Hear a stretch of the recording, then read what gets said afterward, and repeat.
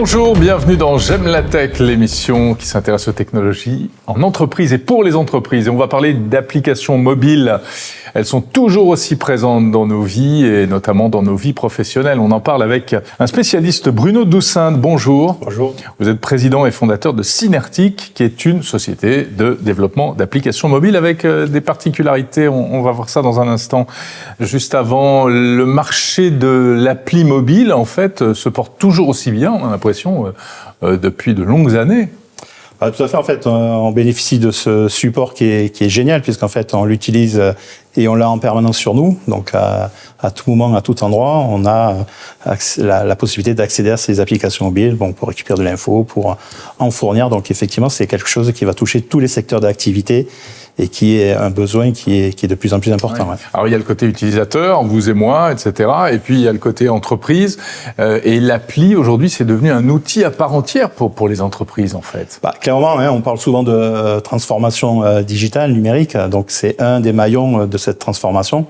D'autant plus que comme on a de plus en plus de collaborateurs itinérants, donc c'est la capacité effectivement de pouvoir garder en fait ce contact avec le système d'information de l'entreprise à travers ces applications métiers, quoi. Ouais, en fait, les entreprises utilisent les applis pour quoi ? C'est quoi ? Pour du commercial, du technique, En fait, tous les secteurs sont concernés. Ça peut être effectivement de la partie commerciale, ça va être ensuite au niveau de l'opérationnel, soit même au niveau de la production, de faire du suivi, faire de la remontée de compte rendu, d'incidents, de faire des audits avec, même au niveau des RH, c'est un moyen effectivement de pouvoir avoir des liens avec les collaborateurs et la direction des ressources humaines.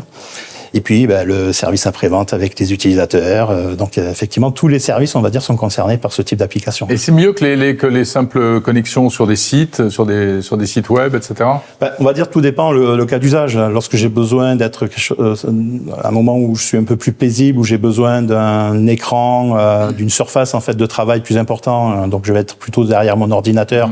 Donc là, c'est le web. C'est le web.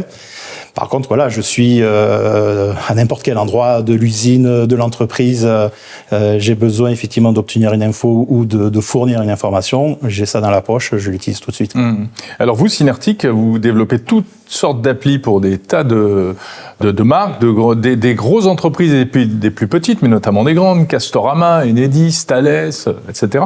Quelle est votre particularité ? Alors nous, notre particularité, c'est que justement, on ne s'interdit pas et on ne se spécialise pas dans un secteur d'activité.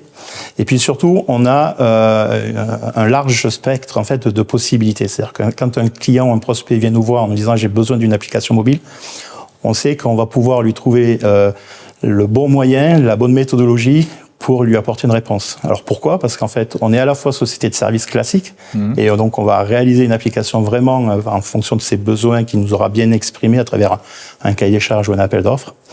Mais on a aussi un deuxième volet, c'est une solution qu'on a développée en interne, ce qu'on appelle des solutions no-code, low-code, qui permet en fait de proposer à des utilisateurs, notamment qui n'ont pas forcément des budgets importants ou qui ont des problématiques de mise à disposition d'applications très simplement et très rapidement, en fait, une solution où ils sont autonomes pour pouvoir créer eux-mêmes leur application et de l'exploiter au quotidien. Oui, alors le no-code qui est pas mal utilisé notamment pour les sites web, etc. Donc là, c'est le même principe. Je ne connais rien à la programmation.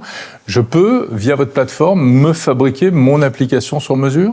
Exact. Vous la fabriquez, vous la personnalisez, vous paramétrez en fonction de l'utilisation que vous allez proposer, les fonctionnalités qui vous intéressent. Et puis ensuite, une fois que vous avez défini tous ces éléments-là, on lance la publication et ensuite, en fait, vous allez gérer au quotidien le contenu, les utilisateurs, les fonctionnalités, les habilitations. Voilà, donc vous pouvez faire ça à partir d'un simple ordinateur, un simple navigateur web. Mais c'est moins personnalisable que si vous me faites vraiment du sur-mesure et que c'est fait par des pros. Je peux quand même pas tout faire. Non, on peut pas tout faire. Il y a des limites. Mais forcément, il y a des limites. Donc c'est là où effectivement le no-code ne remplacera pas, je dirais, la programmation classique. Mais on va dire qu'aujourd'hui, on arrive à couvrir peut-être 70% des besoins usuels à travers une application mobile grâce à ce type de solution. Le reste, effectivement, quand c'est quelque chose qui sont un peu plus spécialisés, un peu plus précis, on passe là sur du sur-mesure. Maintenant, on a aussi, nous, la souplesse à travers notre solution de pouvoir rajouter des modules développés spécifiquement qu'on va ensuite greffer sur des solutions type Shaper pour étendre, en fait, les possibilités de notre Qu'est-ce que c'est, Shaper ? Alors Shaper, c'est justement la solution no-code, low-code qui permet de créer à travers un navigateur web ces applications. C'est notre outil. Voilà, c'est notre outil de no-code, low-code, puisqu'en fait, on a les deux aspects. C'est quoi le low-code? Alors, le no-code, on comprend et on connaît. Le low-code, c'est moins évident. Alors, c'est moins évident, mais en fait, il se trouve que notre solution est aussi utilisée par des entreprises qui ont de temps en temps des services informatiques internes, des DSI, qui vont utiliser notre plateforme pour l'intégrer à leur système d'information pour justement ensuite donner la main à leurs unités métiers, à leurs utilisateurs. Mais ils ont besoin de pouvoir faire des interconnexions avec leur système d'information, voire on va dire, personnaliser un peu plus certaines fonctionnalités. Et donc c'est là où effectivement on leur donne la possibilité de pouvoir utiliser le low-code, c'est-à-dire un petit peu de programmation à travers des scripts et des API que Shaper met à disposition, et que Shaper peut également utiliser à travers des API du système d'information de l'entreprise. Low-code, ça fait pas un peu low-cost aussi? Alors oui, alors justement, il ne faut pas confondre. Alors effectivement, c'est moins cher, mais faut pas le faire tomber en tout cas dans la vision péjorative de dire que des solutions qui sont pas très performantes ou pas très fiables. Non, au contraire, aujourd'hui, on arrive à avoir des solutions assez pertinentes et qui parfois même fonctionnent mieux que des applications réalisées spécifiquement. Et y compris sur la durée, parce qu'on sait que les applis, à la limite, c'est facile de faire une appli, mais il faut la maintenir dans le temps, il faut pouvoir la patcher régulièrement quand il y a des problèmes de sécurité, etc.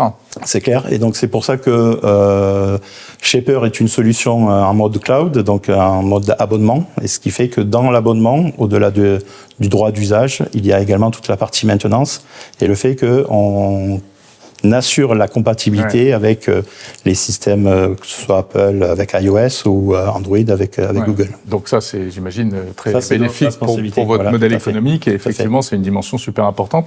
Encore un mot, donc ça s'adresse vraiment à tout type d'entreprise, ou c'est plutôt les grosses?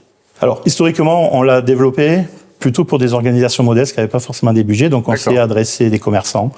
On s'est adressé à des associations, on a beaucoup d'associations, de fédérations, que ce soit des fédérations syndicales, des associations professionnelles. Et puis quand on a montré notre solution à des clients plus importants, qu'on avait notamment dans le cadre d'activités de service, ils ont vu aussi un intérêt. Alors plutôt pour faire des applications donc métiers, ce qu'on disait tout à l'heure, en intégrant un certain nombre de connecteurs. Donc ce qui fait qu'aujourd'hui Shaper en fait est utilisé aussi bien par un boucher qui fait de la vente en click and collect, que Enedis, par exemple, qui gère toutes les interventions sur la région de la Côte d'Azur pour ces techniciens qui doivent effectivement être en extérieur. Donc on couvre vraiment un spectre très très large. On a même des églises qui utilisent notre solution pour digitaliser en fait tout leur process interne avec la quête, avec les chants. Donc voilà. Le paiement, voilà, c'est ça. Vous avez toutes ces briques là. En fait, on choisit les briques sur étagère et puis c'est ça, et on fabrique ça. On fait son application. On peut démarrer sans certaines briques et puis les rajouter plus tard si on en a besoin. Donc c'est aussi un peu l'agilité que propose ce type de solution. Ah ouais, on s'y accroche très rapidement. Ouais. Merci beaucoup, c'est super intéressant. Bruno Doussinde, président et fondateur de Synertic avec un Y. Merci. Merci à vous.